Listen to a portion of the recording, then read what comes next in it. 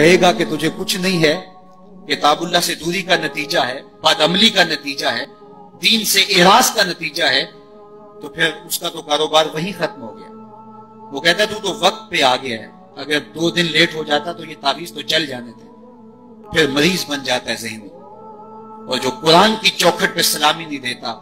उसको फिर इस बाबे की, इस आमल की चौखट पे सलामी भी देना पड़ती है और अपना माल भी गंवाना पड़ता है।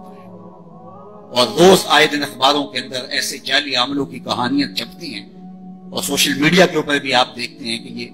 कैसे कैसे बदनसीब लोग होते हैं और कैसी कैसी कार्रवाइयां भी करते हैं। कुरान से दूरी का नतीजा हुआ कि इनकी चौखट पे रुसवा होना पड़ा। अगर घरों में कुरान की तिलावत का मामूल होता तो कुरान जिंदगी देता, कुरान रोशनी देता, कुरान बरकत उतारता, कुरान के दम से रहमत का नुज़ूल होता, रहमतों के फरिश्ते उतरते, घरों में चलाना होता, अंदर